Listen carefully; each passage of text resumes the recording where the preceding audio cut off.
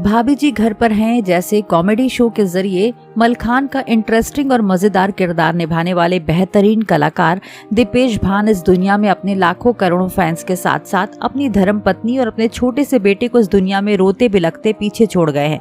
लेकिन दोस्तों, क्या आप जानते हैं कि ये सिर्फ अपनी पत्नी को रोता बिलखता ही नहीं छोड़कर गए, बल्कि अपनी बीवी पर लाखों का कर्जा भी छोड़कर गए हैं, जिसके बारे में हम आपको बताने वाले हैं कि आखिर क्या है वो लाखों का कर्ज जो भाभी जी घर पर हैं कि ये कलाकार अपनी पत्नी के सर पर छोड़ कर गए।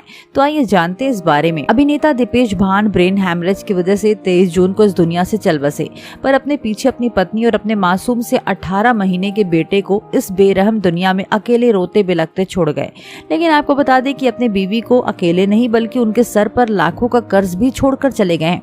दरअसल साल 2019 में शादी रचाने के बाद इनकी जिंदगी में सब कुछ अच्छा चल रहा था और जब से इन्हें भाभी जी घर पर हैं शो मिला तब से तो इन्हें अच्छी खासी सैलरी भी मिल रही थी, जिसके साथ इन्होंने एक घर भी खरीद लिया था। पर वो इन्होंने सिर्फ अपनी कमाई से नहीं बल्कि लाखों का लोन लेकर खरीदा था। और वही जब इनकी जिंदगी में साल 2021 में इनके बेटे ने कदम रखा तो इनकी फैमिली भी पूरी हो गई। पर अचानक से 23 जून साल 2022 में ब्रेन हैमरेज की वजह से जब इनकी मृत्यु हुई तो ये अपने पीछे उस लाखों के लोन को छोड़कर चले गए, जो कि अब इनकी इनोसेंट वाइफ को चुकाना होगा, जो कि ना ही तो बॉलीवुड से ताल्लुक रखती हैं, ना ही उनके पास कोई नौकरी है। ऐसे में इनकी बेसहारा वाइफ के लिए इतना बड़ा कर्ज चुकाना बहुत बड़ी मुसीबत है, जिसके लिए इनकी वाइफ को नौकरी, पैसों और एंटरटेनमेंट इंडस्ट्री के सपोर्ट की काफी जरूरत है।